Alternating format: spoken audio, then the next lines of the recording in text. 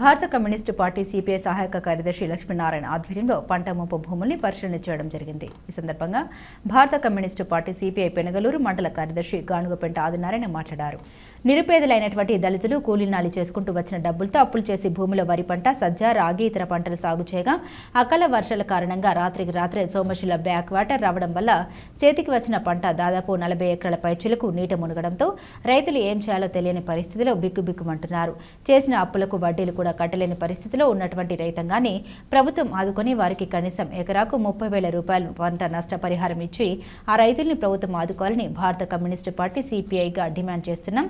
ఈ కార్యక్రమంలో పాల్గొన్న వారు సహాయక కార్యదర్శి లక్ష్మీనారాయణ, డిహెచ్పిఎస్ మండల కార్యదర్శి శివశంకర్, మండల కౌన్సిల్ సభ్యుడు ఆర్ శంకరయ్య, మండల కార్యవర్గ సభ్యుడు ఎస్ శంకరయ్య, ఎం శివకుమార్, వెంకటరమణ, నర్సింహులు, అచ్చమ్మ, పెంచులమ్మ, ఈశ్వరమ్మ, రైతులు తదితరులు పాల్గొనడం జరిగింది. అన్నమయ్య జిల్లా పెనగలూరు మండలం ఎన్ఆర్పురం గ్రామ పంచాయతీలో ఎస్సీ దళితులైనటువంటి వారు గత ప్రభుత్వంలో కూడా ఇక్కడ ఉన్నటువంటి భూమిలో వెళ్ళవచ్చదని చెప్పడం జరిగింది. కానీ ఎవరు పట్టించుకునే పాపాన పోలేదు. ఇప్పుడున్నటువంటి రైతులంతా అప్పులు చేసి వరి నాటితే వరి సొద్ద చల్లితే సోమేశ్వరం బ్యాక్ వాటర్ రావడం వల్ల ఇక్కడి నుంచి దరిదాపు 60 ఎకరాలు పైచిలుకు భూమి మొత్తం నీటి పాలు అయిపోయింది. కాబట్టి ప్రభుత్వం దీన్ని దృష్టిలో పెట్టుకొని ఈ రైతులకు అందరికీ మనిషికి ఎకరాకు ఒక 30,000 రూపాయల సహాయం చేసి వీళ్ళని ఆదుకోవాలని చెప్పేసి కమ్యూనిస్ట్ పార్టీ సిపిఐ మండల కార్యదర్శిగా నేను విన్నవించుకున్నాను.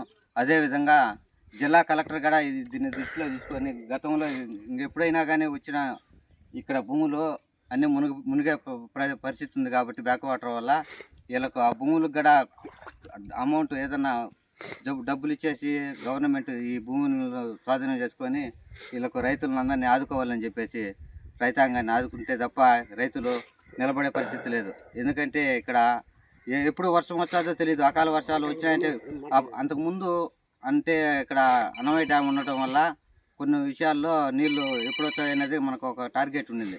ఇప్పుడు ఆ డ్యామ్ లేనందువల్ల ఎప్పుడు వర్షాలు పడతాయో, ఎప్పుడు బ్యాక్ వాటర్ వచ్చాయో రాత్రుల్లో నీళ్ళు వచ్చి పంట మునిగే పరిస్థితి. కాబట్టి కలెక్టర్ గారు దీన్ని దృష్టిలో పెట్టుకొని ప్రభుత్వం చొరవ తీసుకొని ఈ భూములకు కూడా డబ్బులు కట్టించేసి వీళ్ళకు ఎక్కడన్నా భూములు చూపించేసి వీళ్ళని ఆదుకుంటే తప్ప వీళ్ళు నిలబడే పరిస్థితి లేదు. కాబట్టి దీన్ని స్పందిస్తూ కలెక్టర్ గారు దీనిపైన చర్య తీసుకోవాలని చెప్పి ప్రభుత్వం కోరుకుంటూ మండల కార్యదర్శి ఆదినారాయణ.